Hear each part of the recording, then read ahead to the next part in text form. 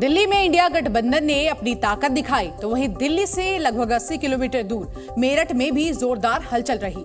India गठबंधन के जवाब में प्रधानमंत्री नरेंद्र मोदी ने मेरठ से अपने चुनाव अभियान का बिगुल फूंक दिया। और प्रधानमंत्री नरेंद्र मोदी जैसे ही मेरठ में रैली को संबोधित करने आए, उन्होंने सबसे पहले राम राम कहकर अपने संबोधन की शुरुआत की। आप सबको राम राम। इसके बाद प्रधानमंत्री नरेंद्र मोदी ने अपनी सरकार का रिपोर्ट कार्ड पेश किया। पीएम मोदी ने कहा कि जो काम पहले की सरकारों को असंभव लगता था, वो काम एनडीए की सरकार ने करके दिखाया। ब्रज में कान्हा और राधा तो हर बार की तरह होली खेले ही। इस बार अवध में राम लला ने भी खूब होली खेली। क्योंकि प्रधानमंत्री नरेंद्र मोदी ने साल 2014 और साल 2019 में अपने चुनाव प्रचार की शुरुआत मेरठ से की थी, इसलिए पीएम मोदी जब इस बार अपने चुनाव प्रचार की शुरुआत फिर से मेरठ से करने आए तो वो इस बात का जिक्र करना नहीं भूले। 2014 में और 2019 में मैंने अपने चुनाव अभियान की शुरुआत यही मेरठ से की थी।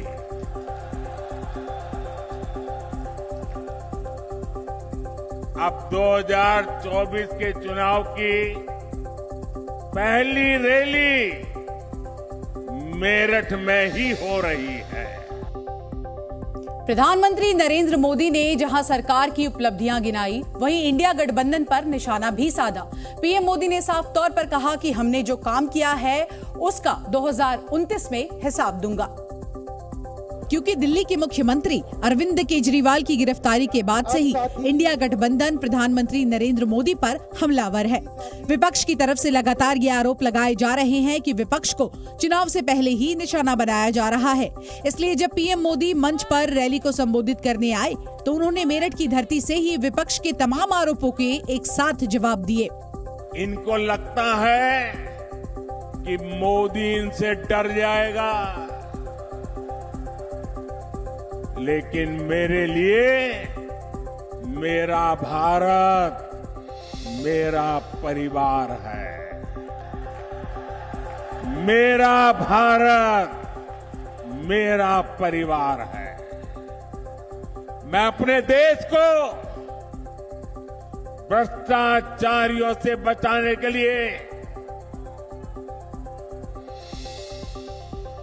जो कदम उठाए जा रहे हैं उनके खिलाफ एक बहुत बड़ी लड़ाई लड़ रही हूं। पीएम मोदी ने कहा कि भ्रष्टाचारी कितना भी ताकतवर हो वो नहीं बचेगा और जिसने भी भ्रष्टाचार करके पैसे कमाए हम उसे वापस करेंगे। मेरी बात समझ लीजिए, मेरी गारंटी है इन भ्रष्टाचारियों ने, इन बेईमानों ने जिसका धन लूटा है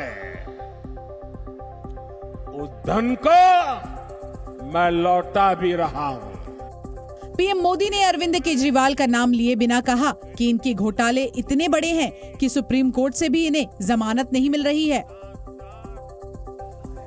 प्रधानमंत्री नरेंद्र मोदी ने कच्चाथीवी द्वीप का जो मुद्दा है उसको भी उठाया और उन्होंने साफ तौर पर यह आरोप लगाया कि इंदिरा गांधी ने भारत के रामेश्वरम के पास मौजूद कच्चाथीवु द्वीप को श्रीलंका को दे दिया और देश को तोड़ने का काम किया है।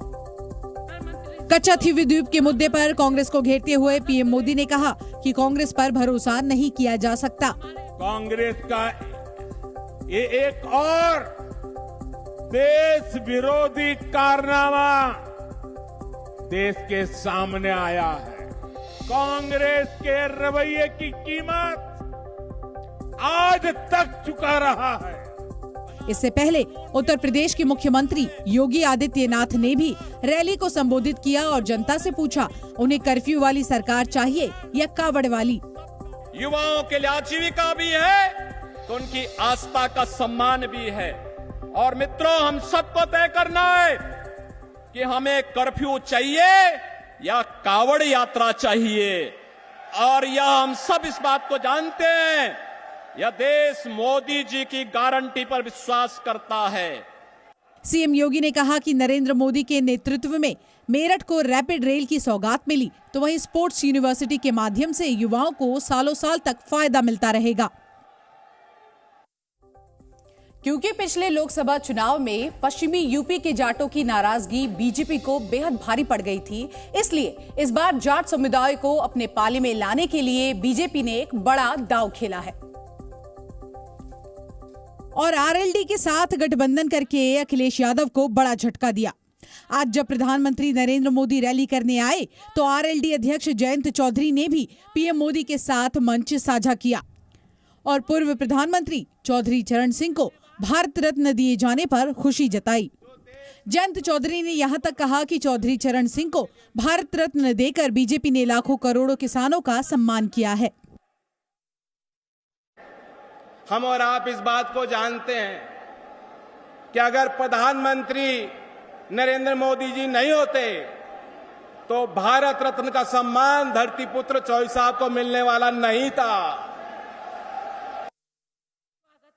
चूंकि पहलवानों के आंदोलन और अभी हाल ही में हुए किसान आंदोलन की वजह से जाटों की नाराजगी सामने आई थी, इसलिए जाट वर्ग को साधने की एक और कवायद देखने को मिली। मेरठ में हुई मेगा रैली में हरियाणा के सीएम नायब सिंह सैनी भी मौजूद रहे, जिसे बीजेपी के एक बड़े मास्टर स्ट्रोक के तौर पर देखा जा रहा है। बीजेपी इस बार उत्तर प्रदेश की सभी 80 लोकसभा सीटें जीतने का लक्ष्य लेकर चुनावी मैदान में उतरी है। क्योंकि इस बार जयंत चौधरी की पार्टी आरएलडी बीजेपी के साथ है, इसलिए इंडिया गठबंधन को यहां बेहद परेशानी हो सकती है। लेकिन पश्चिमी यूपी के सियासी समीकरण को देखें तो बीजेपी के लिए यहां इतना भी आसान नहीं रहने वाला है और लगातार आपको हम बता रहे हैं कि आखिर मुश्किलें क्यों बढ़ेगी। क्योंकि पश्चिमी यूपी में 14 जिले हैं, जिसमें से लोकसभा की 27 सीटें आती हैं। साल 2014 के लोकसभा चुनाव में बीजेपी ने 27 में से 24 सीटें जीती थी, लेकिन साल 2019 के लोकसभा चुनाव में समाजवादी पार्टी और जयंत चौधरी की पार्टी आरएलडी के बीच गठबंधन हो गया, जिसकी वजह से बीजेपी की सीटें घटकर मात्र 19 रह गई थी। माना यह जाता है कि जाट लैंड कहे जाने वाले पश्चिमी यूपी में जाट वोटर्स जिस पार्टी की तरफ गए उन्हीं की जीत होती है, यानी पश्चिमी यूपी में जाट वोटर ही किंग मेकर की भूमिका में है। इसलिए बीजेपी ने इस बार जयंत चौधरी के साथ गठबंधन किया ताकि उस वर्ग को साधा जा सके जो जीत सुनिश्चित करेगा। पश्चिमी यूपी में अगर जातीय और धार्मिक समीकरण की हम बात करें तो यहाँ करीब 32% मुस्लिम वोटर्स हैं, वहीं 25% वोटर्स दलित समुदाय के हैं और 17% जाट मतदाता है। करीब 18% राजपूत वोटर्स भी हैं। इसीलिए बीजेपी के लिए पश्चिमी यूपी की सभी सीटें जीतना आसान नहीं रहने वाला, क्योंकि अगर जाट वोट बैंक खिसका तो बीजेपी को इसका बड़ा नुकसान उठाना पड़ सकता है। तो प्रधानमंत्री नरेंद्र मोदी 4 अप्रैल को बिहार के दौरे पर जाएंगे। प्रधानमंत्री नरेंद्र मोदी 4 अप्रैल को बिहार दौरे पर जाएंगे। इस दौरान पीएम मोदी जमुई से चुनाव प्रचार अभियान की शुरुआत करेंगे। रैली के दौरान एनडीए के कई दिग्गज एक साथ मंच पर नजर आएंगे। प्रधानमंत्री नरेंद्र मोदी ने कच्चातीवी द्वीप श्रीलंका को सौंपने के फैसले को लेकर कांग्रेस पर निशाना साधा। उन्होंने कहा कि कांग्रेस पर भरोसा नहीं किया जा सकता। कांग्रेस का काम देश की अखंडता और हितों को कमजोर करना है। उत्तर प्रदेश के मुजफ्फरनगर में चुनाव प्रचार के दौरान केंद्रीय मंत्री संजीव बालियान के काफिले पर पथराव किया गया। भाषण देने के दौरान कुछ असामाजिक तत्वों ने पहले जमकर नारेबाजी की और फिर कहासुनी के बाद उनके काफिले पर पथराव शुरू कर दिया। इस घटना में कई गाड़ियों के शीशे टूट गए। फिलहाल पुलिस अधिकारी जांच कर रहे हैं। बीजेपी ने लंबे इंतजार के बाद भीलवाड़ा लोकसभा सीट के लिए अपना प्रत्याशी घोषित कर दिया है। बीजेपी ने यहां अपने मौजूदा सांसद सुभाष बहेड़िया का टिकट काटकर नए चेहरे दामोदर अग्रवाल को चुनावी मैदान में उतारा है।